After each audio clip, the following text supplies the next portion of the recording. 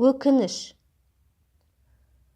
Жұмыстың қиындығынан ба, бар мінезім сол ма, әйтеуір қабағым бір ашылмайтын. Кәрі әке-шешем бар. Тәттіні аузыма тосып отырады. Сонда да әкем қақырынып қалса, тыжырынып, алдымдағы тамақты итеріп төгіп жіберетінмін. Анам сол кезде қарғамай дейтінде төгілген тамақты үнсіз жинап алатын.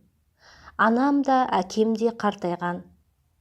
Жүріс-тұрыстары қиындай бастаған шақта, тіпті қарттар үйіне тапсырып тастасам ба екен деп те ойланып жүрдім. Өйткені қатты шаршап келгенде өзіммен өзім болып, рахаттанып демалғым келетін. Үйге бір кіріп, бір шығып, неғып тынымсызданып кетті деп ашуым келетін. Қазір сол қылықтарым үшін қатты өкінемін және ұяламын. Астанада жақсы қызметке орналасып, су жаңа, соңғы үлгідегі үлкен көлік алдым. Сол жеке көлігіме әке-шешемді мінгізгім келмей, оларды барар жеріне автобуспен жүргізіп қоятынмын.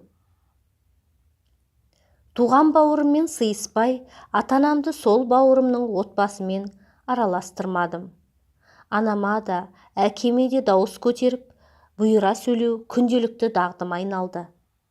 Осының барлығын ішіне жұтып, уайымын маған көрсетпей жүру оңай дейсіз бе? Бір күні әдеттегідей жұмысыма кеткенмін. Аяқ астынан анамның жүрегі ұстап құлап қалыпты. Әкем дереу көршілерге хабар беріп, жедел жәрдем көлігімен ауруханаға жеткізіпті. Телефоныма белгісіз нөмірден қоңырау шалған адам, анамның ауыр халде жансақтау бөлімінде жатқанын айтқан кезде, денем дірілдеп сала берді. Алқынып ауруханаға жеттім. Анам керуетте жатыр екен. Көзі жұмулы. Қасына жетіп жығылып, өкіре жыладым. Тастамашы, мамау, тастамашы. Мені кешірші, кешірші мені. Қазір-ақ бауырыма қоңырау шаламын. Татуласамын. Барлық жағдайыңды жасаймын. Тек көзіңді ашшы, деп көз жасымды төге бердім. Анамның саусағы әзер қимылдады. Дәрігер, бұл анамның өміріндегі соңғы минуттары екенін айтып, соңғы сөздеріңді тез айтып қал, деп күбірледі. Мама, мені кешірсең, қолыңды қысшы, дедім жан ұшыра. Бұл сөздерді не үшін айтқанымды білмеймін. Бәлкім, өзіме кішкене жеңіл болсын деп, кейін өз-өзімді жегідей жемес үшін айтқан шығармын. Анам қинала қимылдап, саусағымен қолымды бір рет қысқандай болды. Расымен бе? Мен бейбақты, мен сорлыны кешіресің бе, мама? Дегенімде, бірер секундтан соң анам саусағын тағы қимылдатты. Бұл жолы анамның мені естіп жатқанына, жауап қатқанына сенімді болдым. Осыдан кейін бірер секундтан соң анам мәңгілік сапарына аттанып кетті. Ебіл-себіл боп жылап, анамның бетін, саусағын сүйе бердім. Бұрын анам тірі кезінде бетімнен сүймекші боп ұмтылғанда, әжімдерің бетіме тигенде жиіркенем деп сүйгізбейтінмін. Сенесіздер ме?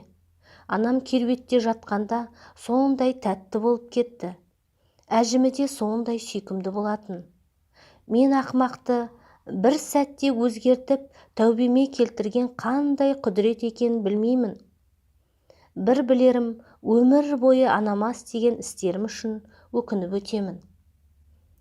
Әкем де анам қайтыс болды деген хабарды естіген бойда жүрегі ұстап құлап қалды. Содан ол да ауруханаға түсті. Оның жағдайын білу үшін ауруханаға күніне 3 рет барып тұрдым.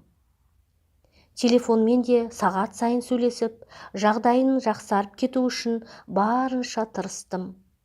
Әкемнен де кешірім сұрап, оған деген қарым-қатынасымды түзеттім.